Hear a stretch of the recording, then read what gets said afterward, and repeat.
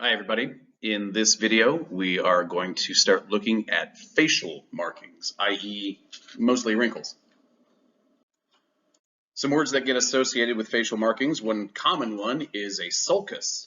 Now, sulcus can be a furrow or a groove. Ooh, that's pretty weird. Furrows are the technical name for a wrinkle.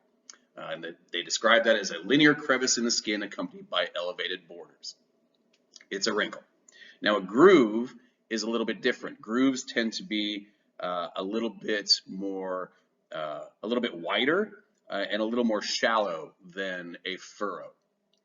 So it's not as deep in the skin, and it's again not as narrow. It tends to be a little bit wider. Again, sulcus can be used for either of those, and you actually tend to find sulci, I should say, a little bit more apparent in men than women, mainly because the male muscle pulls harder, and so it's going to create deeper wrinkles. You'll also see sulci more readily apparent in thin people than people who have more adipose tissue in their face, because the adipose tissue is kind of pushing out the skin and making it smoother. And that's why if you've ever seen people lose a lot of weight, they tend to look older because their wrinkles start showing up.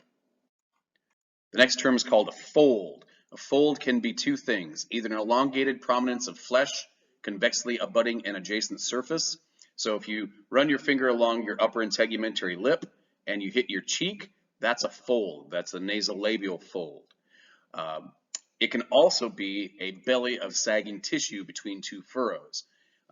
If you've ever seen somebody that has a chicken gobbler on their neck, like your grandma or something, the little folds that hang from their neck, it's in between several wrinkles. Those are also called folds, those bellies of sagging tissue.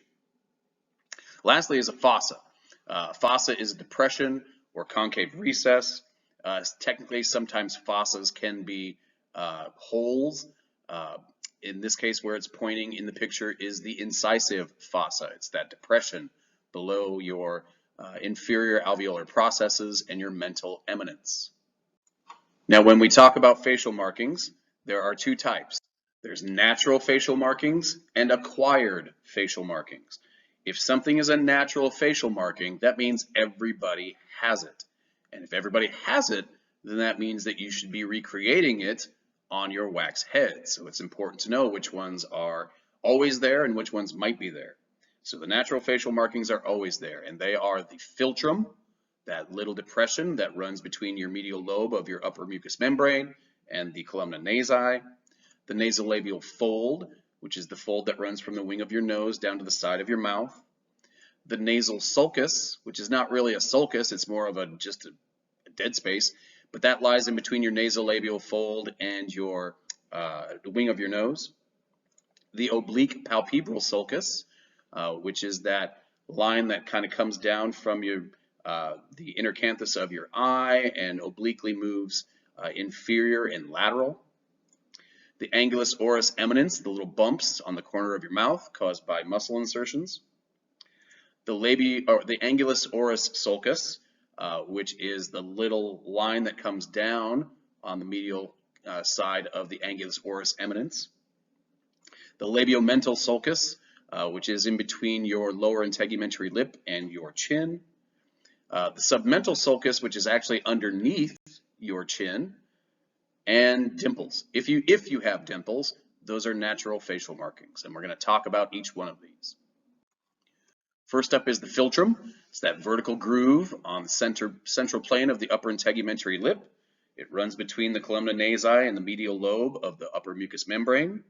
It is created by two vertical bands on the orbicularis oris muscle.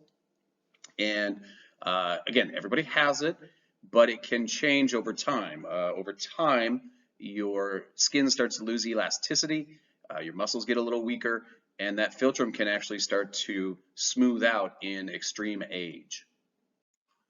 Next is the nasolabial fold, which is the prominence running from the nasal wing, so from the lateral part of the nasal wing to the side of the mouth. There. It's that prominence that's butting up against the upper integumentary lip. So one of the things to remember is this runs from the kind of superior part of the wing, not the bottom part, not the inferior part, but the superior part of the wing of the nose to the side of the mouth. It's caused by the quadratus labii superioris and the levator anguli oris mostly. Again, it can disappear over time as the muscles kind of smooth out. It also tends to stop at the line of lip closure, so it doesn't continue down to the lower lip and chin. Now, where that nasolabial fold kind of meets up with the wing of the nose, there's kind of a dead space there, and that's the nasal sulcus. It's a little triangular area formed by the junction of the nasal wing and the nasolabial fold. Again, everybody has this, and so when you're making nasolabial folds on your wax heads, it's important that you create that nasal sulcus, that you don't start the nasolabial fold here, for instance. Okay, that would be wrong because then you wouldn't have a nasal sulcus. You have to make sure that it's created above, at the superior part of the nasal wing. Next is the oblique palpebral sulcus, a shallow curving groove that moves obliquely inferior and lateral from the inner canthus. It usually is slightly darkened, or can be, and it can get darker if you don't sleep well, if you're stressed out a lot. That can darken up and almost look bruised to a point. It marks the kind of the inferior border of the orbital pouch, which can get puffy again if you don't sleep well.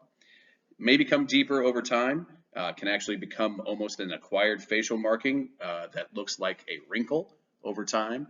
But even babies have oblique palpebral sulcuses, so it's important that you recreate them. Next is the angulus oris eminence. That's the convex prominence lateral to the ends of the line of lip closure, caused by the insertion of lots of different muscles, zygomaticus major and minor, the buccinator, depressor anguli oris, some of the orbicularis oris is also in there. It begins on the upper integumentary lip and moves kind of obliquely downward against the end of the line of lip closure and disappears at the line of lip closure. So it starts up here and kind of comes down. Okay. And this is one that oftentimes makes mouths look weird because if people laid on their back for a long period of time in a hospital or nursing home, the gravity will actually pull the corners of their mouth down, and it can start to flatten out that angulus oris eminence. And so you might have to hypodermically feature build that area just to make sure the mouth looks proper. Now, the angulus oris eminence is about a ½ inch wide between the line of lip closure and the nasolabial fold. That's in an adult. In a child, it would be a little bit smaller. Now, on the kind of inferior portion, inferior anterior section, is the angulus oris sulcus. It's a little depression along the anterior margin of the angulus oris eminence. It kind of swoops down from the lateral corners of the mouth, down there. Okay, where I'm kind of drawing there, that's where it tends to show up. And it's caused by the overbite, the natural overbite that people have, that slight overbite, which brings your upper mucous membrane out further than your inferior mucous membrane, and so it creates this little dip there, that little sulcus.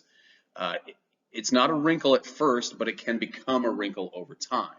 But again, if you have the natural slight overbite, you're going to have that little angulus oris sulcus. Moving down then is the labiomental sulcus, little arc formed by the junction of the lower integumentary lip and the chin. It's the insertion point technically for the depressor labii inferioris.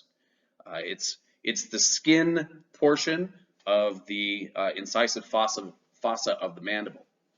So it's very adherent to that tissue, which is why if you gain a lot of weight, you can still see that labiomental sulcus there because there's not a lot of fat right there. So people still, if they gain a lot of weight, they still have a chin.